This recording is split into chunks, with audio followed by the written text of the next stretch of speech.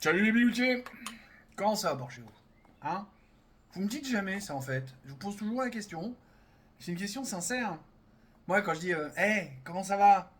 Déjà je fais pas ça va? Je fais un comment ça va. Parce qu'en fait j'ai vraiment envie de savoir comment ça va, comment va mon interlocuteur. C'est important le rapport humain. Le rapport avec le café aussi c'est important. Hein? Bon, comment ça va par chez vous? Ici au Mans aujourd'hui il fait gris. Mais il fait pas froid. Et puis ce matin je suis allé voir le dernier Mission Impossible. Bon, on sent bien que c'est le dernier. Moi, j'ai bien aimé, je me suis régalé. 2h49, un peu long, mais juste bien comme il faut. Bon rythme. Allez, si on commençait par un morceau de philosophie pure, on va attaquer le sujet du jour parce que c'est pas le café ni Final Reckoning. Le morceau du jour est un peu plus. Hein? Morceau de philosophie pure. Écoute donc ça. Voyez-vous, je suis, monsieur Duroy, un homme de bon sens. J'essaye de placer C'est-à-dire des que limites, moi. j'applique en quelque sorte une hiérarchie des sentiments et des dilections.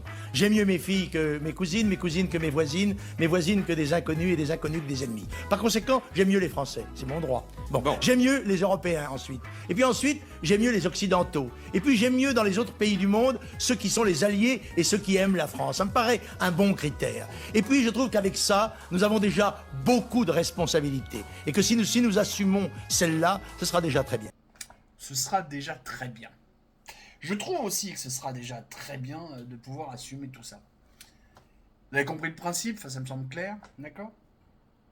Ce que je comprends pas, c'est comment des sous-merdes comme Antoine Léaumont arrivent à transformer ça en discours de racisme primaire. C'est comment ce mec est câblé pour en arriver là? Alors Léaumont, hein, comme vous pouvez le voir, c'est quand même le mec qui a autant de charisme qu'un bulot avarié. Bon. Alors, le pire, c'est pas la tête de Léaumont. Le pire, c'est. Qu'est-ce que j'ai appris hier soir? L'Algérie. Vous voyez l'Algérie? Oui. D'après vous, quel est le principal poste d'importation nourricier de l'Algérie? On va pas faire durer le suspense trop longtemps, c'est le blé. Devine où l'Algérie achète son blé. Là aussi, on va pas faire durer le suspense trop longtemps. Jusqu'en 2021-22, c'était la France. Et depuis, c'est l'Ukraine. Tu sais, l'Ukraine, le truc à qui la France a envoyé cash 35 milliards d'euros. Que le patron de l'Ukraine, le mec est le président de l'Ukraine, il dit qu'il y en a un bout qui a disparu, il sait pas trop où c'est. Et ça pose de problème à personne. Ou presque. Parce que il faudrait peut-être qu'on mette un coup de pression à l'Algérie. Déjà, si tu mets un coup de pression à l'Algérie, ça va vider une bonne partie des prisons. Selon les derniers chiffres que j'ai vus, c'est pas compliqué. 3 quarts des prisonniers, 76% ils ont dit. Ou alors j'ai mal lu le chiffre peut-être, hein, on va dire. Hein. 76%. Ça va les vider les prisons. On rappelle que dans le programme scolaire algérien, il y a une incitation à la haine de la France dès le bas âge. Si, faites vos recherches, vous allez voir. Si. Oh, puis j'ai pas eu de mal à trouver, donc vous allez pas en avoir non plus. On se rappelle à toutes fins utiles que l'islam, parce que l'Algérie, islam, hein, l'islam n'est pas une religion de paix et d'amour. Le mot paix n'est pas utilisé dans le Coran, jamais, à aucun moment. Faites vos recherches. Le mot amour est utilisé 7 fois dans le Coran, dont 5 pour parler de l'amour du prophète ou de l'amour d'Allah. Mais c'est une religion de paix, d'amour, tout ça, blabla. Tiens, période, vidéo riche aujourd'hui. Écoute donc ça. Pour alerter les Français, pour dire, je leur demande pas d'être islamophobe, d'être islamovore, de se méfier des musulmans. Je veux juste simplement leur dire, leur fournir une culture, voilà, leur fournir une base, leur dire non, l'islam n'est pas une religion de paix et de tolérance. Je peux le prouver à travers mon travail d'analyse des textes sacrés. Même si dans 50 ans, à la fin de ma vie, la France est devenue le Francistan, je pense pas. Je pense qu'aujourd'hui, il y a un infléchissement de l'islam. Je pense que l'islam va disparaître dans quelques décennies. Bon. Majid Oukacha, moi je vous invite, il faut absolument suivre ce gars, il faut absolument aller le voir, son travail est fantastique. Alors le truc c'est que bah, lui, il a la jeunesse avec lui, dans quelques décennies il peut attendre. Moi dans quelques décennies je serai mort. Quoi qu'il arrive, la vieillerie, la maladie, un truc qui m'aura shooté à ce moment-là. D'accord. Donc ok, l'avenir, plus ou moins lointain, a l'air bon, mais j'ai pas, pas le temps d'attendre, moi c'est maintenant que je veux arriver à ça. On n'arrive pas à faire un coup de pression parce que bah, justement on avait le blé comme machin, mais pourtant on est copains, hein, il paraît, avec l'Ukraine. On pourrait dire, hé Zelensky, arrête de vendre à l'Algérie le temps qu'on libère nos prisonniers, qu'on fasse ce qu'il faut. Vous saviez qu'il y avait 18 consulats algériens en France? Non.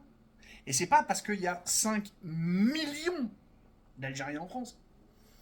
Non, c'est parce que quand tu multiplies les consulats, tu multiplies les agents du gouvernement qui peuvent mettre en place ce qu'il faut pour la haine de la France de la part de l'Algérie. Et donc avoir plein d'agents du gouvernement algérien qui viennent faire ça. Parce qu'en fait, là aussi, toujours selon mes sources, c'est les Algériens qui m'ont dit ça. Hein.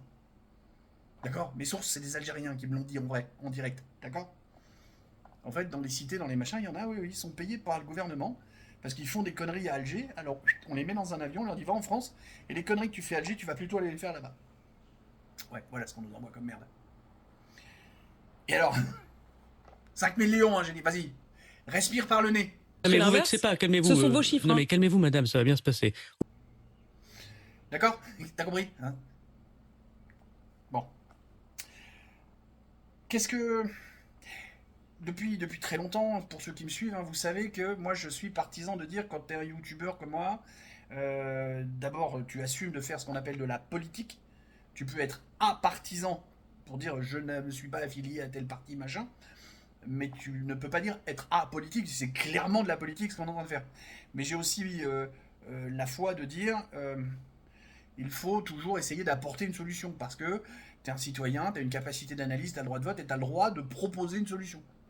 Elle est bonne, elle est mauvaise, les gens adhèrent pas, peu importe, on ouvre la discussion, on en parle. Et c'est ça qui est important. Proposer, j'ai bien dit proposer, pas hey, c'est moi qui ai raison. Non. Avec la faute, hein, parce que sinon ce n'est pas drôle.